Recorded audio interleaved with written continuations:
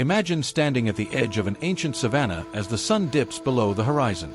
The air grows colder, shadows stretch long, and the roars of unseen predators echo in the distance. No weapons, no fire, no shelter. Just you, surrounded by creatures that see you not as a human, but as prey. Could you last until morning? Or would the prehistoric night claim you before dawn? Close your eyes and try to picture it. Africa, not the Africa you know today, but a world millions of years ago. Vast golden savannas stretch endlessly into the horizon, broken by dense pockets of forest and treacherous swamplands. Towering grass hides both predator and prey, while rivers carve through the land, teeming with crocodiles far larger than the ones we fear today. The air is heavy with heat by day, but when night falls, the temperature plummets, leaving the land wrapped in a chilling silence, pierced only by distant roars. This was not a place built for comfort. It was a battleground, and every living creature had to fight for survival. Droughts could turn waterholes into barren dust bowls, forcing animals and humans to trek across dangerous territory in search of food and water. Then came the floods, transforming the plains into drowning grounds where even the strongest could be swept away. The climate was unpredictable, merciless, and unforgiving. And then there were the predators. Lions, leopards, and cheetahs are dangerous enough today, but in prehistoric Africa they had competition. Saber-toothed cats with dagger-like fangs, giant hyenas that could crush bone with a single bite, and packs of hunting dogs that never gave up the chase. Every shadow hid a hunter, and every step carried the risk of becoming prey. Welcome to Before Flame. Fire if you enjoyed traveling back in time with me. Don't forget to hit like and subscribe so you never miss the next journey into our ancient past. This was the world our ancestors faced with nothing but sharpened stones, courage, and determination. No steel, no guns, no walls to keep danger out. Just raw survival. Now ask yourself, would you really survive even a single night in this world? If you think modern lions are terrifying, imagine facing their prehistoric ancestors. The big cats of Africa's past were larger, faster, and in some cases, far deadlier. Take the saber-toothed cat, for example. With fangs nearly as long as a man's hand, it didn't just bite, it ripped through flesh with surgical precision. Unlike today's lions that roar to announce their dominance, saber-toothed cats relied on ambush. They waited in tall grasses, silent and still, before pouncing with explosive power. Once they struck, escape was nearly impossible. But they weren't alone at the top of the food chain. Prehistoric hyenas, far larger than the scavengers you see today, hunted in massive packs. They could run for miles, wearing down their prey until it collapsed from exhaustion. And unlike lions or leopards, these hyenas didn't just kill quickly. They tore their victims apart piece by piece, sometimes devouring them alive. Imagine being surrounded by a dozen bone-crushing jaws in the dead of night, a nightmare with no escape. Then there were the crocodiles. Not the kind we know now, but monsters stretching over 20 feet long, lurking beneath muddy waters. Rivers weren't just dangerous crossings, they were death traps. One wrong step, and a crocodile would drag you under, twisting and tearing until you drowned. For early humans, survival meant more than running fast or hiding well. It required constant vigilance. They had to read the land like a book, footprints in the soil, broken branches in the brush, even the sudden silence of birds. Every detail was a clue that death might be just a heartbeat away.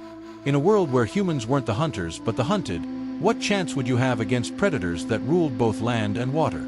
Daytime in prehistoric Africa was already a struggle, but once the sun dipped below the horizon, the real terror began. Darkness was absolute. No city lights, no torches, no fire in the early days of human history. The world turned into a black void where danger could lunge from any direction. For predators, night was the perfect hunting ground. Lions, leopards, and saber-toothed cats had eyes adapted to see in the dark. You, on the other hand, would be almost blind, stumbling over roots and rocks, your ears straining for the faintest sound. Every rustle of leaves, every distant growl, would send shivers down your spine because you knew you weren't safe. Hyenas, too, came alive at night. Their haunting whoops echoed across the plains, signaling the pack was on the move. To them, you weren't a person, you were just meat. With their bone-crushing jaws and relentless endurance, they would chase you until exhaustion took over. And let's not forget the insects. Nights brought swarms of mosquitoes carrying diseases that could weaken or kill. The constant buzzing, the sharp sting on your skin, the fever that followed. Nature didn't just hunt you with claws and teeth, but with sickness, too. For early humans, night was a battle of endurance. Some huddled in small groups, back to back, clutching crude stone tools as their only defense. Others climbed trees, hoping to escape predators, but risking deadly falls. Sleep wasn't rest, it was a gamble. Close your eyes too long, and you might never open them again. So imagine this, the chilling roar of a lion tearing through the darkness, echoing closer, your heart pounding in your chest. No fire, no weapons, no safety. Just you, prey in a world of predators. Would you survive until morning? If you were dropped into prehistoric Africa, one of the first things you'd wish for is fire. But here's the catch. For millions of years, early humans didn't know how to make it. They only knew how to steal it. Imagine huddling around the charred remains of a lightning strike, protecting those precious flames from wind, rain, or predators. Fire wasn't just warmth, it was survival. Fire gave early humans something no predator had, light in the darkness. For the first time, the night wasn't total terror. Predators hesitated to cross the glow of flames, giving humans a protective barrier. Think about how game-changing that was. Without fire, a lion was king. With fire, suddenly humans had the upper hand. But fire wasn't just defense. It transformed food. Raw meat, tough roots, and bitter plants became edible and safer once cooked. Cooking unlocked more energy from food, fueling bigger brains, and that brain power became humanity's greatest weapon. Fire also allowed people to gather at night, talk, and form bonds. Around those early campfires, language and culture may have been born. Still, fire was fragile. A single rainstorm could wipe it out. If your tribe lost fire, you had to go searching again, racing against hunger, cold, and predators. And think about the responsibility. One careless ember dropped, and your whole camp might burn. In a way, fire was the first tool that gave humans dominance, but it also taught discipline, cooperation, and foresight. Without it, you wouldn't have lasted a single night in Africa's wild. With it, you just might. Surviving in prehistoric Africa wasn't just about avoiding predators, it was about eating before you starved. And that meant tools. Imagine standing in the savanna, empty-handed, while lions and hyenas ripped apart a fresh kill. You wouldn't stand a chance. But early humans had something unique, the ability to shape stone into weapons. The first tools were simple, just sharp flakes struck from rocks. Crude, yes, but sharp enough to slice through animal hide and carve meat from bones. Later came hand axes, heavy, tear-shaped stones that fit perfectly in the palm. With these, early humans could butcher animals, dig for roots, and crack open bones for the calorie-rich marrow inside. That marrow, it might have been the secret fuel that powered our ancestors through harsh times. But tools weren't only for scavenging. They gave humans the confidence to become hunters. Picture a group of early humans working together, armed with sharpened sticks and stone points. They couldn't outrun a gazelle, but they could chase it, track it, and tire it out. Persistence hunting, running an animal to exhaustion under the African sun, was a brutal strategy, but it worked. And here's the real game changer: cooperation. Hunting wasn't a solo mission. Success meant moving as a group, planning, and sharing the rewards. Tools gave humans the ability to hunt, but teamwork gave them dominance. That's when survival shifted from luck to skill. So while predators had claws and teeth, humans had intelligence, community, and sharpened stone. Those hand axes lying in African soil aren't just artifacts. They're proof of the moment our ancestors turned the odds in their favor. Food kept humans alive, but shelter kept them safe. In the vast savannas and unpredictable climates of prehistoric Africa, finding protection was a daily struggle. Imagine torrential rains, scorching heat by day, and bone-chilling cold at night. A bare-skinned human wouldn't last long. Early humans first used caves, natural fortresses that shielded them from weather and predators. But caves weren't always available, and they weren't always safe. Lions and leopards also sought the same shelter. That meant humans had to get creative. They began building temporary shelters from branches, animal hides, and grass. Primitive, but enough to survive another night. Clothing, too, became a survival necessity. At first, it was as simple as wrapping animal skins around the body for warmth. But over time, humans learned how to scrape hides, soften them, and shape them into coverings. These skins weren't fashion. They were armor against cold winds and mosquito-infested nights. But survival was about more than just protection from nature. It was about belonging. Living in groups gave humans their strongest advantage. Alone, a person was vulnerable. Together, they could hunt, share food, watch for danger, and raise children. Around shared fires and shelters, the first communities were born. And here's something fascinating: those communities weren't just practical. They were emotional. Humans began to form bonds, care for the injured, and protect the weak. In a world where survival was brutal, compassion became a survival tool in itself. Shelter, clothing, and community. Three simple things that meant the difference between extinction and endurance. These weren't luxuries. They were survival strategies that laid the foundation for the human story itself.